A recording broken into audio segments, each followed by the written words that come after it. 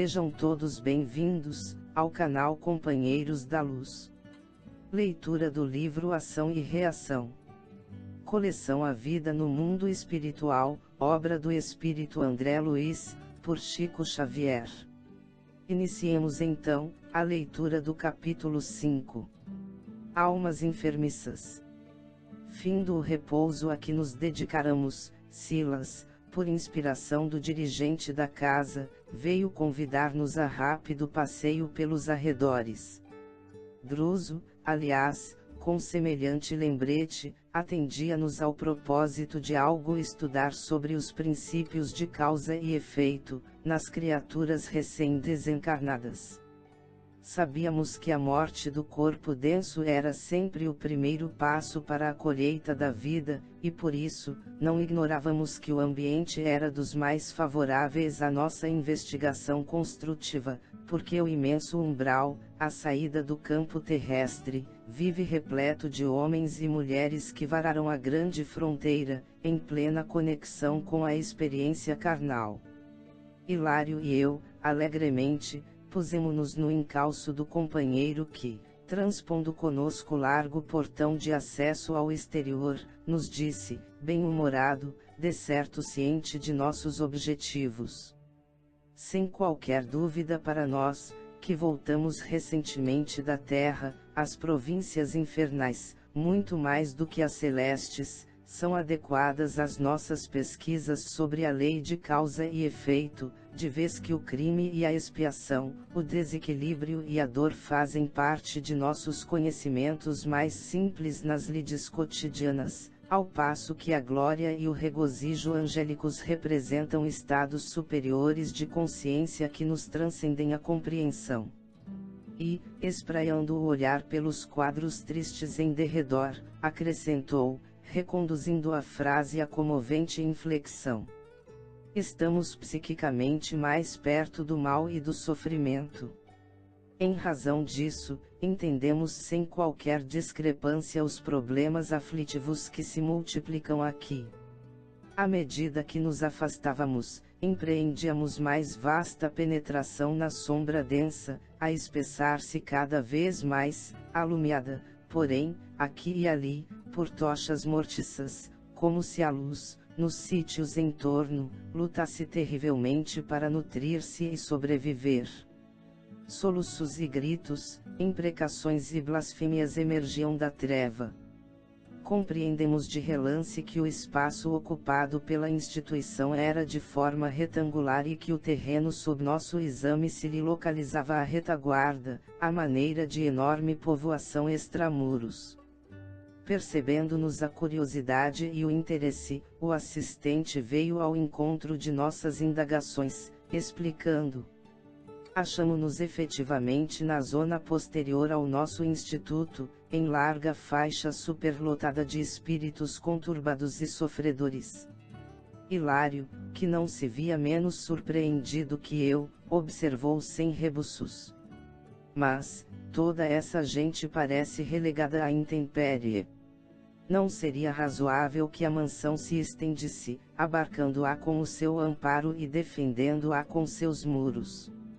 Logicamente, respondeu Silas sem alterar-se, esse plano é o mais desejável, entretanto, estamos à frente de compacta multidão de almas em reajuste. Este imenso conglomerado de criaturas sem o corpo de carne, começou num grupo de seres desencarnados que clamavam pelo socorro da mansão, sem os necessários requisitos para recolher-lhe a assistência.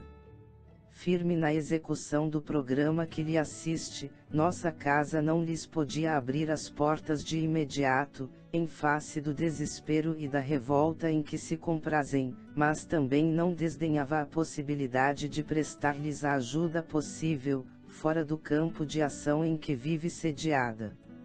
Iniciou-se, dessa forma, a presente organização, que, contra a nossa vontade, é um abismo de sofrimento. Aqui se reúnem, de maneira indiscriminada, milhares de entidades, vítimas dos seus pensamentos desvairados e sombrios. quando superam a crise de perturbação ou de angústia de que são portadoras, o que pode perdurar por dias, meses ou anos, são trazidas à nossa instituição que, tanto quanto possível, evita abrir-se às consciências ainda positivamente encravadas na revolta sistemática.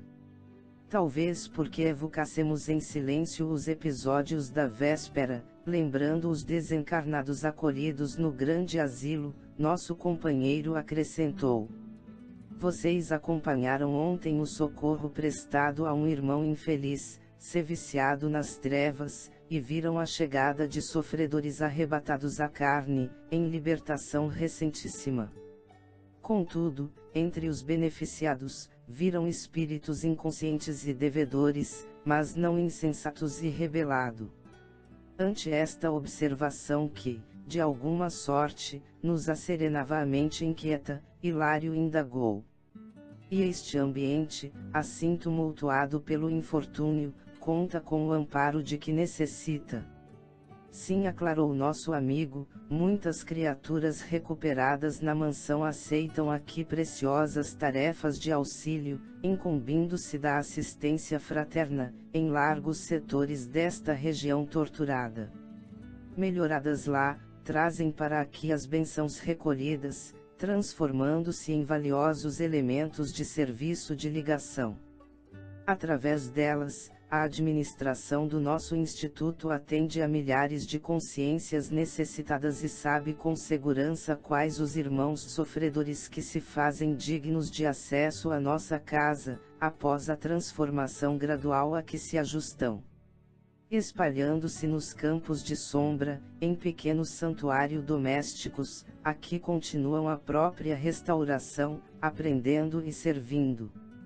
Entretanto, continuou Hilário curioso, tão infortunada colônia de almas em desajuste não sofrerá o domínio das inteligências perversas, quais as que vimos ontem no lado oposto a estes sítios. Sim, os assaltos dessa ordem são aqui constantes e inevitáveis, principalmente em torno das entidades que largaram cúmplices bestializados em antros infernais ou em núcleos de atividades terrestres. Em tais casos, as vítimas de semelhantes feras humanas desencarnadas padecem longos e inenarráveis suplícios, através da fascinação hipnótica de que muitos gênios do mal são cultores exímios. E, depois de ligeira pausa, Silas acentuou: são esses alguns dos fenômenos de flagelação compreensível que alguns místicos do mundo, em desdobramento mediúnico, no reino das trevas, classificaram como sendo vastação purificadora. Para eles, as almas culpadas, depois da morte, experimentam horríveis torturas por parte dos demônios aclimatados nas sombras. As informações do assistente, casadas aos gemidos e lamentações que ouvíamos sem cessar, impunham-nos desagradável impressão. Foi por isso talvez que Hilário, penosamente tocado pelos gritos em torno, interrogou, surpreendido: mas por que diz você flagelação compreensível? E, num desabafo, acha justo que tanta gente aqui se aglutine em semelhante desolação? Silas sorriu, triste, e ponderou: compreendo-lhe o pesar. Indiscutivelmente, tanta dor reunida não seria justa se não viesse de quantos preferiram no mundo o trato diário com a injustiça. Não é claro, porém, que todos venhamos a colher o fruto da plantação que nos pertence. Na mesma leira de terra dadivosa e neutra, quem acalenta a urtiga recolhe a urtiga que fere, e quem protege o jardim tem a flor que perfuma. O solo da vida é idêntico para nós todos.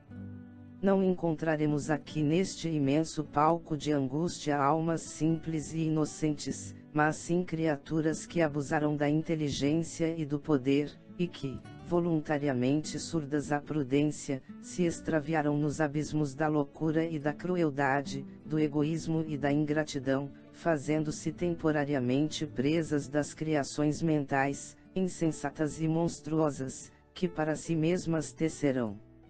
Nossa conversação foi interrompida de imediato, à frente de pequena casa a confundir-se com o nevoeiro, de cujo interior brotava reconfortante jorro de luz. Cães enormes que podíamos divisar cá fora, na faixa de claridade bruxuleante, ganiam de estranho modo, sentindo-nos a presença. De súbito, um companheiro de alto porte e rude aspecto apareceu e saudou-nos da diminuta cancela, que nos separava do limiar, abrindo-nos passagem. Silas Nulo apresentou, alegremente. Era Orzil, um dos guardas da mansão, em serviço nas sombras. A breves instantes, achávamo-nos na intimidade de pouso tépido. Aos ralhos do guardião, 2 dos 6 grandes cães acomodaram-se junto de nós, deitando-se-nos aos pés. Orzil era de constituição agigantada, figurando-se-nos um urso em forma humana. No espelho dos olhos límpidos mostrava sinceridade e devotamento. Tive a nítida ideia de que éramos defrontados por um penitenciário confesso, a caminho de segura regeneração. Na sala estreita e simples, alinhavam-se alguns bancos e, acima deles, destacava-se um nicho ovalado, em cujo bojo havia uma cruz tosca, alumiada por uma candeia estruturada em forma de concha. Afastou-se Orzil para sossegar os grandes animais menos domesticados, no interior da choupana, e enquanto isso, o assistente informou-nos. É um amigo de cultura ainda escassa que se comprometeu em delitos lamentáveis no mundo. Sofreu muito sob o império de antigos adversários, mas presentemente, após longo estágio na mansão, vem prestando valioso concurso nesta vasta região em que o desespero se refugia. É ajudando. E, servindo com desinteresse e devoção fraternal, não somente se reeduca, como também suavizará o campo da nova existência que o aguarda na esfera carnal, pelas simpatias que vem atraindo em seu favor. Vive só? Perguntei, mal sopitando a curiosidade. Dedicar-se a meditações e estudos de natureza pessoal, comentou Silas, paciente, mas, como acontece a muitos outros auxiliares, tem consigo algumas celas ocupadas por entidades em tratamento, prestes a serem recebidas em nossa instituição. Nesse ponto do entendimento, Orzil voltou até nós e o assistente interpelou-o, com bondade. Como passamos de serviço? Muito trabalho, chefe, respondeu ele humilde. A tempestade de ontem trouxe imensa devastação. Creio ter havido muito sofrimento nos pântanos. Percebendo que se referia aos precipícios abismais em que se debatiam milhares de almas infelizes e conturbadas, Hilário perguntou: e não será possível atingir semelhantes lugares para aliviar a quem padece? Nosso novo amigo esboçou dolorosa carantonha de tristeza e resignação, ajuntando: impossível. Como quem se punha em socorro do companheiro, Silas argumentou. Os que se agitam nestas furnas jazem, de modo geral, quase sempre extremamente revoltados, e na insânia a que se entregam, fazem-se verdadeiros demônios de insensatez. É necessário se disponham a conformação clara e pacífica para que, ainda mesmo semi-inconscientes, consigam acolher com proveito o auxílio que se lhes estende aos corações.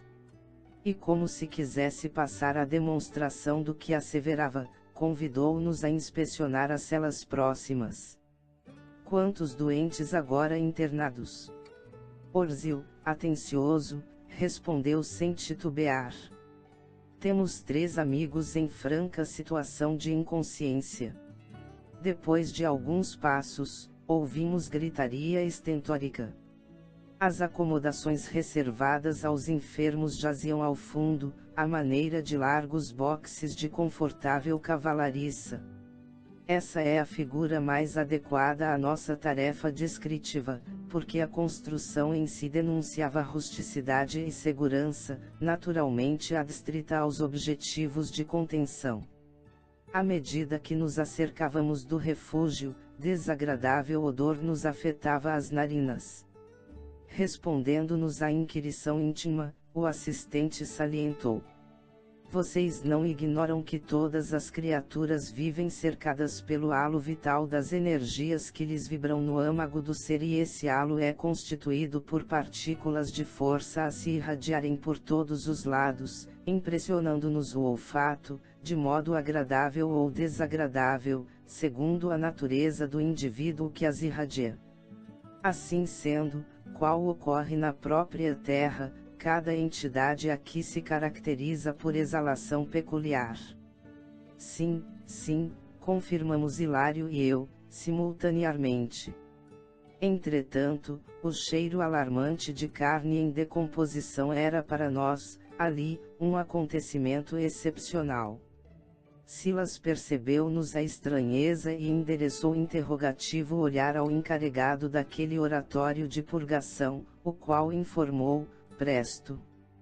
Temos conosco o irmão Corsino, cujo pensamento continua enrodilhado ao corpo sepulto, de maneira total.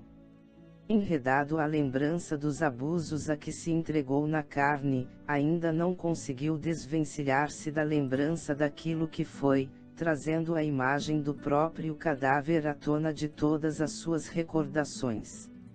Silas não teceu qualquer comentário novo, porque atingíamos, aos trancos, o primeiro abrigo, cuja porta gradeada nos deixava contemplar, lá dentro, um homem envelhecido, de cabeça pendida entre as mãos, e aclamar: chamem meus filhos! Chamem maus filhos! É o nosso irmão Veiga, disse Orzil, prestimoso. Mantém fixa a ideia na herança que perdeu ao desencarnar, vasta quantidade de ouro e bens que passou à propriedade dos filhos, 3 rapazes que concorrem no mundo ao melhor e maior quinhão, prevalecendo-se, para isso, de juízes venais e rábulas inconsequentes. Acostados agora aos varais da porta, Silas recomendou-nos observar com atenção mais detida o ambiente que formava a psicosfera do enfermo. Efetivamente, de minha parte percebi quadros que surgiam e desapareciam, fugazes, semelhantes às figurações efêmeras que se desprendem, silenciosas, dos fogos de artifício.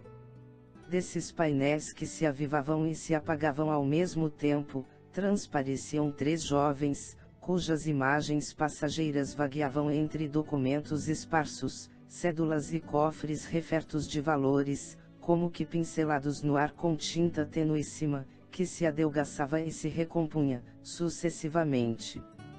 Compreendi que registrávamos as formas pensamento, criadas pelas reminiscências do nosso amigo que, de certo, na situação em que se nos apresentava, não podia, de momento, senão viver o seu drama íntimo, tal a insistência da fixação mental em que se encarcerava.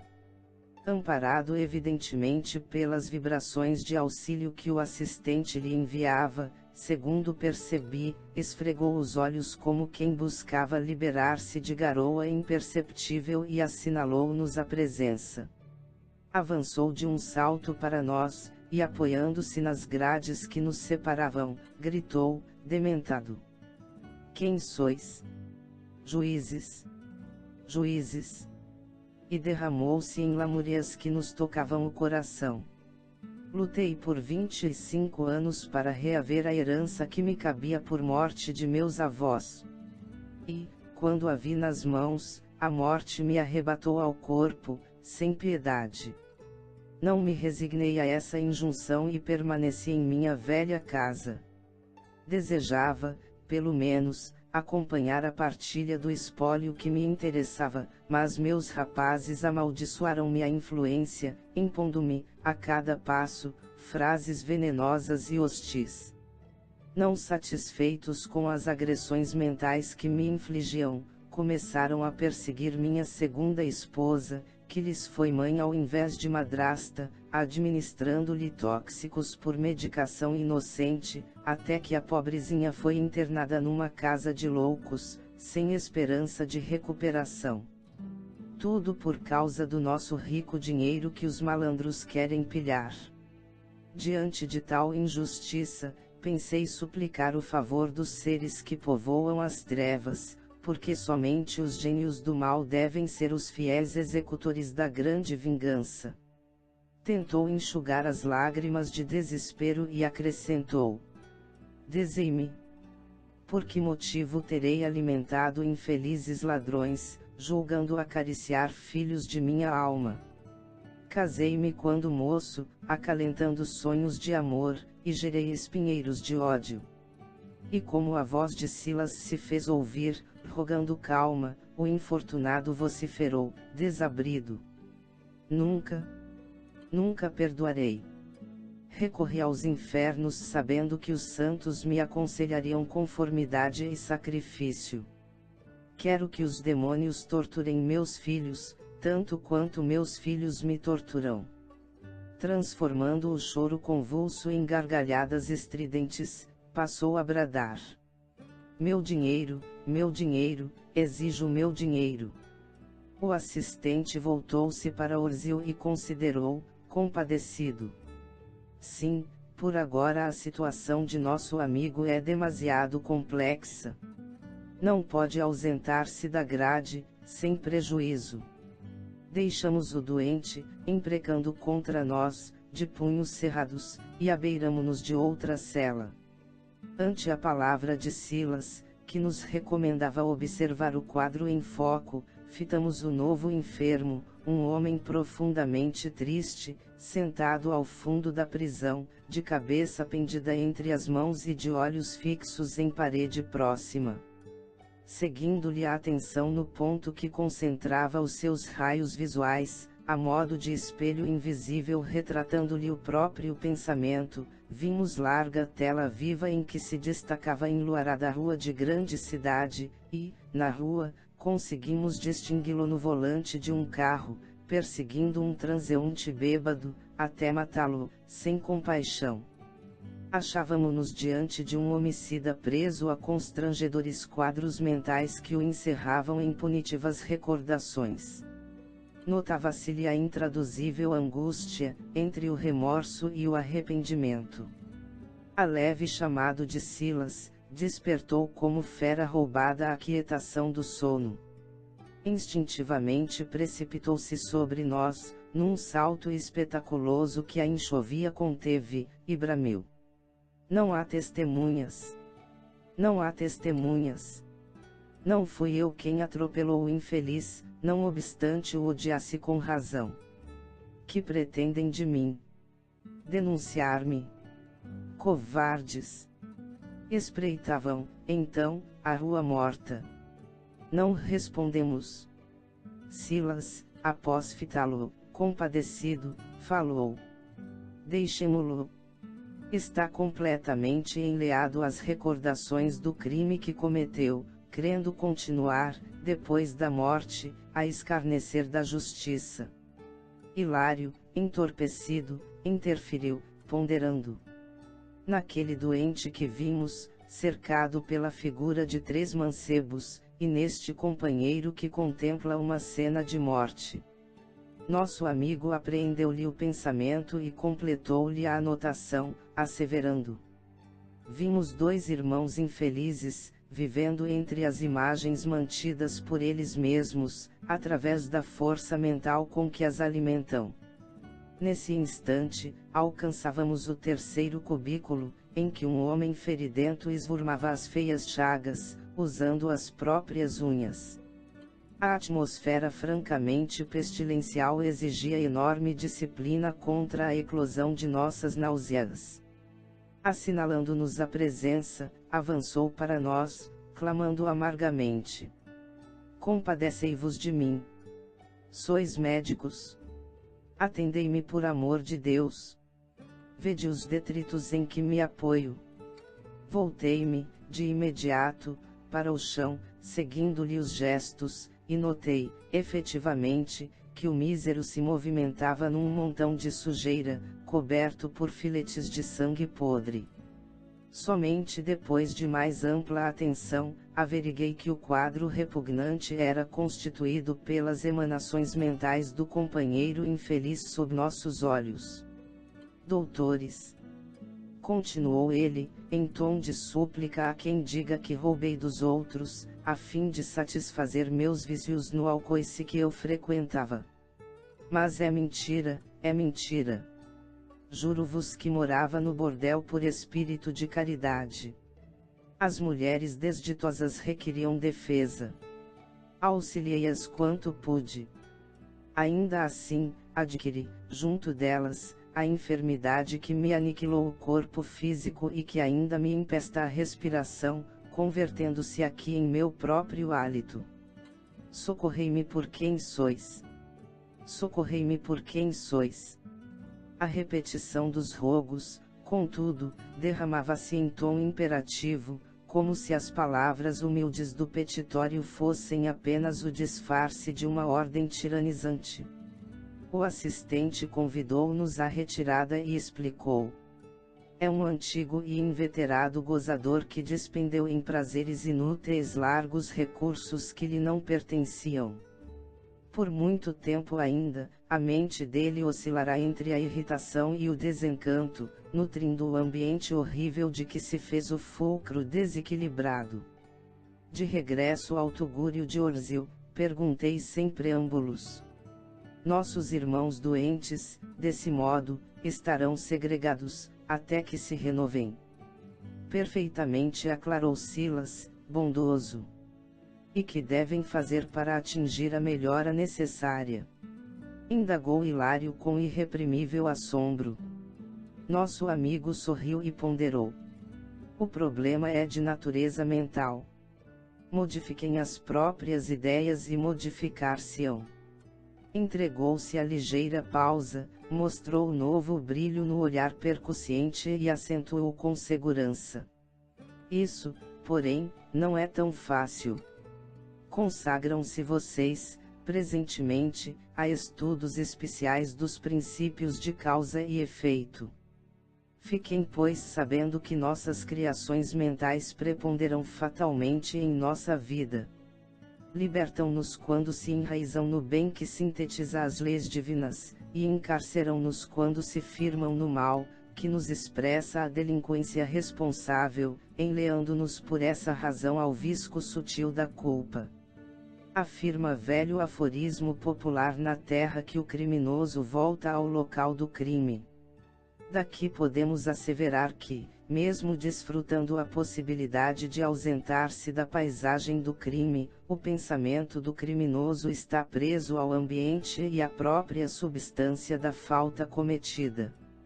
E, reparando em nossa perplexidade, acrescentou: recordemos, ainda, o pensamento, atuando à feição de onda, com velocidade muito superior à da luz, e lembremo-nos de que toda mente é dínamo gerador de força criativa.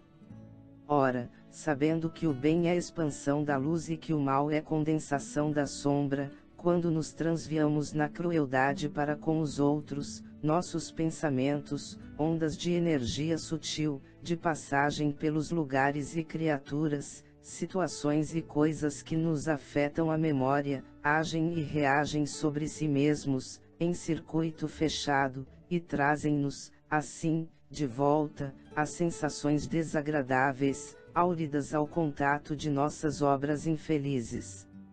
Estudamos 3 tipos de almas que deixaram na existência última somente quadros tristes e lamentáveis, nos quais não dispõem de atenuantes que lhes empalideçam as faltas indiscutíveis.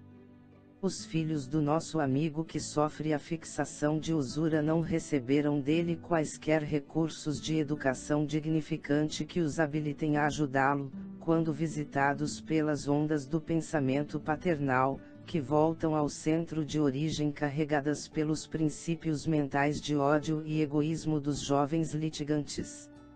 Nosso irmão que padece a fixação de remorso, não tendo expiado nos cárceres da justiça humana o crime que perpetrou deliberadamente, recolhe, de retorno, as ondas de pensamento que emite, sem qualquer auxílio que lhe amenize o arrependimento doloroso, e o nosso companheiro que se detém no vício reabsorve as ondas de seu próprio campo mental, acumuladas de fatores deprimentes, que a elas se incorporam nos lugares por onde passam, restituídas a ele mesmo com multiplicados elementos de corrupção. Diante de nosso espanto, o assistente inquiriu: compreenderão? Sim, havíamos entendido. Sob forte emoção, Hilário considerou: agora percebo com mais clareza o benefício concreto da oração e da piedade, da simpatia e do socorro que na terra deveríamos dispensar sinceramente aos chamados mortos.